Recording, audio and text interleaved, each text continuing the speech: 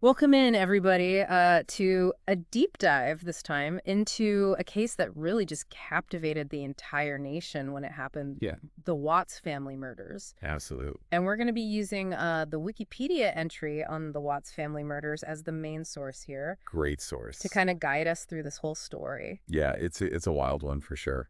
So you might know like the basic details, but we're going deeper here. Absolutely, yeah. Looking for those details that really get you thinking. Yeah, and I Yeah. think this is a case that went from like missing persons Yeah. to like true crime obsession very, very quickly. Oh, yeah. And I think the reason for that is because it had this like seemingly perfect family, Right. Yeah. image. Uh-huh. And then it all kind of got shattered and it revealed this darkness that I think a lot of people found both disturbing and strangely captivating. Right. Yeah. It's August 2018 in Frederick, Colorado. Yep. Christopher and Shanann Watts disappear along with their two young daughters, Right. Bella, who was 4, and 3-year-old Celeste. Right.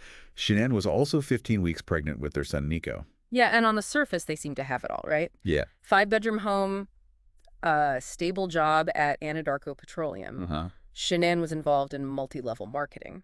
Right. But that picture of success was complicated. Yeah. You know, they had filed for bankruptcy back in 2015. Right.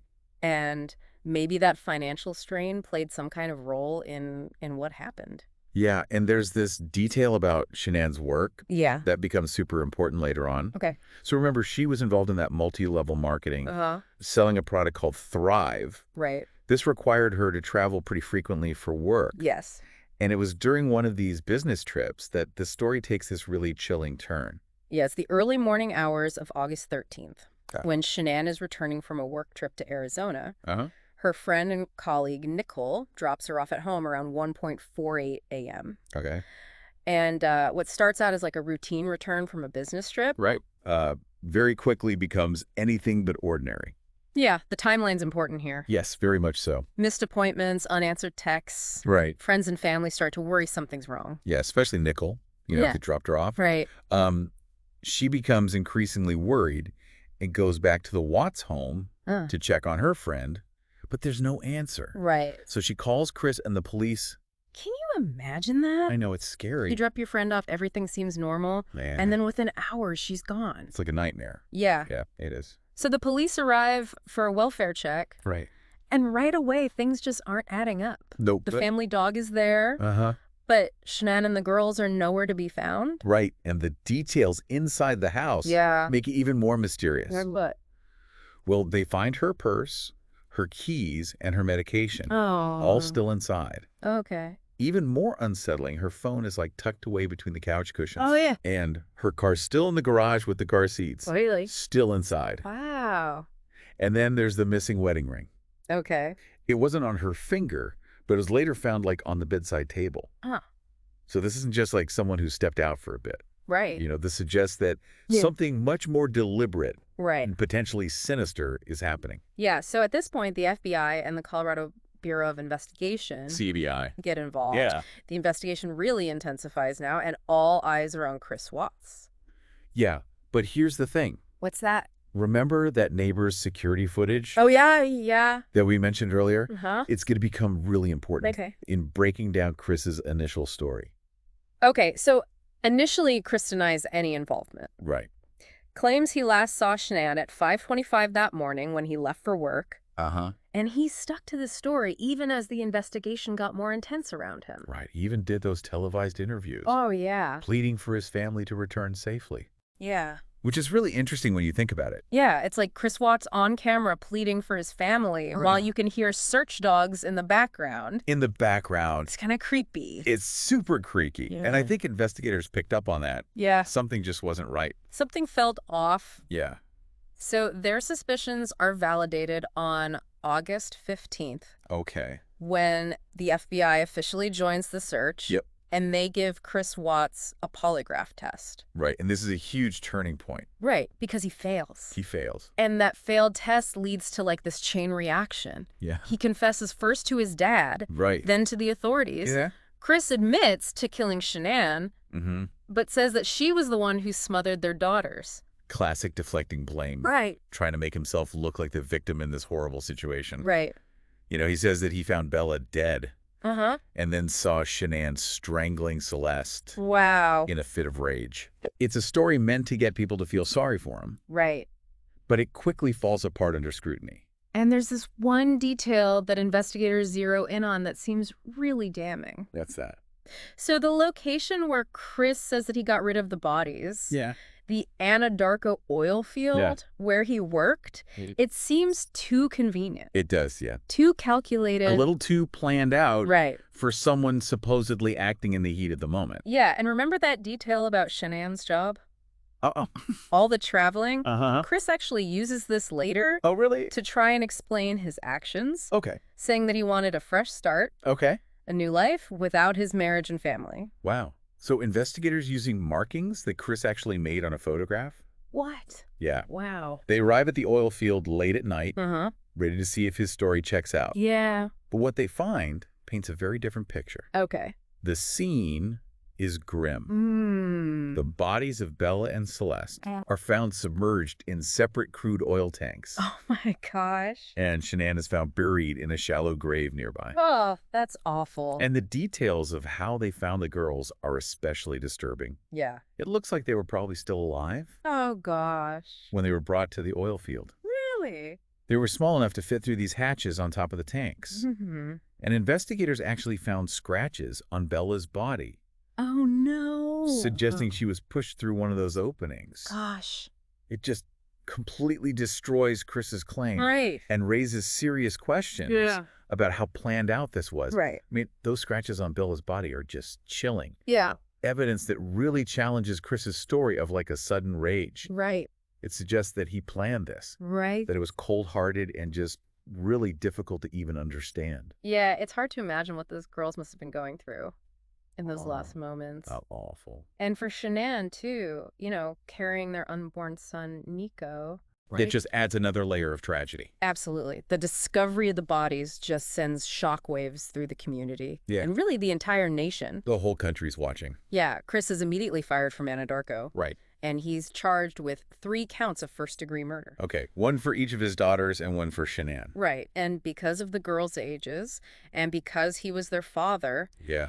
each of those murder charges has an additional count. So it might seem like legal jargon, Yeah. but each charge carries a lot of weight. Absolutely. It's not just about acknowledging that they died. Right. It's about how bad the crime was. Yes. How vulnerable the victims were. Yes. The violation of trust. Exactly. Yeah. The prosecution is building a case that shows that this guy carefully planned and executed the murders of his family. Wow. And this is further shown by the other charges. Okay. Unlawful termination of a pregnancy for the loss of Nico, Right. and 3 counts of tampering with a deceased human body. Because of the way he tried to hide what he did. And that attempt to hide everything really falls apart Yes. when you bring in that neighbor's security footage. Right. That footage showing Chris just calmly loading his truck Uh-huh. in the early morning of August 13th. Yeah. It just totally contradicts Yeah. what he initially said. Totally. It proves that Shanann and the girls never left the house. Yeah, it's like a key piece of the puzzle. It is. It proves his actions weren't on impulse, Right. but planned out. Plans. So the evidence is really piling up. Yeah. And it's not looking good for Chris. So at first he's denied bail, Okay. and then later he's... And compassion. Even with this horrible loss, they want to focus on healing Right. and not more violence. It's amazing. Yeah. So this leads to a plea deal. Okay. On November 6, 2018, Chris Watts pleads guilty to everything Wow. in exchange for them taking the death penalty off the table. So this brings a kind of closure to the legal stuff? Right. But his actions have lasting effects. Of course. On November 19th, he's sentenced. Okay. And the judge, seeing how serious these crimes were Uh-huh. and how much Shannon's family was hurting, Right. doesn't hold back at all. Wow. Chris Watts is given 5 life sentences Wow. without the possibility of parole. Jeez. 3 of them consecutively Okay. and 2 concurrently. Wow. He also gets an extra 48 years for unlawfully ending Shanann's pregnancy Okay. and 36 years for messing with the bodies. So he's never getting out. Nope. Ever. This sentence makes sure of that. Yeah. But even with the trial and all the media, Right. there's another part of this story that's important. What's that? Chris Watts' confession Right. and why he did it. Yeah, trying to understand what pushed him to do this is so important. Yeah. It's not just about saying he's guilty. Right? It's about trying to make sense of why this happened. Yeah, and his confession and the details that came out later show that he was selfish Yeah. and wanted to escape his life. Remember how he tried to say that Shanann hurt the girls? Oh, yeah. That didn't last long. No, it did. The evidence proved that wrong. Right, and it's interesting how his story changes. Yeah. He eventually says that he killed Shanann after they argued about divorce. So he's trying to make it seem like a crime of passion. Right, a sudden burst of anger. Yeah. But even that doesn't add up. Right. Why get rid of the bodies at his work? Yeah. Why try so hard to hide what he did? Right. It just seems too planned out. Yeah. And then there are these letters he wrote to someone from prison. Oh, wow. And those letters give us a look inside his head. Okay, he says that he was planning the murders for weeks. Oh my gosh.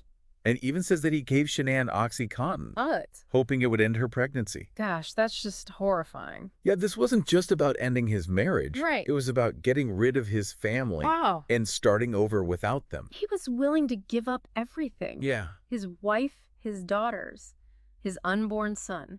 It makes you wonder about people. It does. How can someone be so deceptive Yeah. and manipulative? And evil. Yeah. And as we dig deeper into his confession, Mm-hmm. this heartbreaking detail comes out. What's that? Bella, their 4-year-old, Yeah. apparently walked in on Chris Oh, no. while he was killing her mom. Oh, gosh. I can't even imagine Me neither. the fear. The confusion. Yeah, those last moments. It's just awful. It's awful. And it shows the impact of this Yeah. on everyone. For sure. What could make someone do this? Right? Was it a sudden thing? Yeah. A moment of insanity? Or was it something deeper, Yeah. something darker going on? That's what we're going to explore in the last part of our deep dive. Okay. We're going to look at the psychological factors Okay. that might have contributed to this horrible crime. Okay, so we're back. And as we get into this final part of the deep dive, Yeah, it's clear that understanding Chris Watts' mind is really key here. absolutely. We've seen all the evidence, Right. heard his confessions change, Mm-hmm. seen how his actions devastated everyone, Yeah. but what was going on in his head? Right. What led him to this? It's the question that everyone's asking, right? Yeah, investigators, psychologists, the public, It's a tough one. we might never fully get it, Yeah. but there are things we can look at. A psychological factor. Yeah, that come up in these kinds of cases. Right. And while we can't diagnose him, Right. Yeah, we're not trying to do that. there are patterns, Yeah. behaviors, personality traits. Yeah, that experts often see in people who kill their families. Yeah, familicide. And those patterns might help us understand Chris Watts a bit more. It's possible. Yeah. And in Chris Watts' case, those letters he wrote from prison, Uh-huh. they really give us a glimpse into how he was thinking. Okay, so what do they say? He writes about feeling trapped, Okay. suffocated by his family life. Uh-huh. He blames Shanann for his unhappiness, Okay. and she says she was controlling. That's interesting, right? Yeah. He wants to shift blame, Right. make it seem like he was wronged. Even after admitting to everything. Feels like he needs to protect himself. Uh-huh. Doesn't want to take responsibility. Yeah. And in some letters, Yeah. he even talks about prison in this positive way. Really? Like it's peaceful and quiet, Wow. totally different from the chaos he says he had at home. That's a messed up way of seeing things. Totally. He's not connected to reality. Right. And remember how he wanted a fresh start?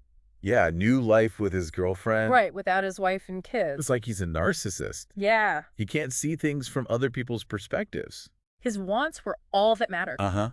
And anyone in his way. Didn't matter. Yeah, it's scary, but that narcissism, Uh-huh. it often plays a big role in these family killings. Right. The person doesn't see their family as individuals No, with their own lives and feelings. they're just possessions Yeah. that they can get rid of when they don't need them anymore. And it makes that detail about Bella walking in Yeah. even more disturbing. So awful. How could he keep going I know. with his own daughter watching? It shows how little empathy he had.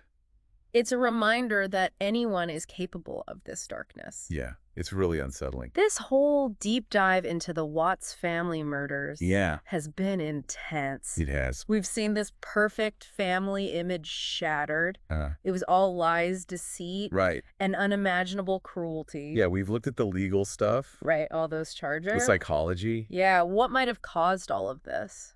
It's heavy stuff. So what do we take away from this? I think it shows how important it is to be aware Okay. to notice the signs of domestic abuse, to understand how people control and manipulate each other, Right. and to say something. Yeah, if you see something wrong. It could save a life. It's also a reminder that behind closed doors, you never know what's going on. That's true. The family next door, the happy couple. The coworker who seems friendly, Yeah. you just never know what's happening. It's tempting to ignore this kind of stuff. To look away. Right. But I think it's important to face it. To learn from it. Yeah, by understanding these cases. Yeah. By looking at the psychology. We can recognize the warning signs. Right, and offer help. Support people who are struggling. Exactly. It's about creating a culture where people care. Yes. Where healthy relationships are the priority. And where people get help when they need it. And this case, as horrible as it is, Yeah. can help us start those conversations. Absolutely. It reminds us that we all have a part to play in stopping domestic violence. Couldn't have said it better myself. We can't just focus on the bad stuff. Right. We have to use this knowledge to make things better. To make families safe. Yeah. Respected and loved. Let this deep dive be a call to action. Yes. We can all make a difference.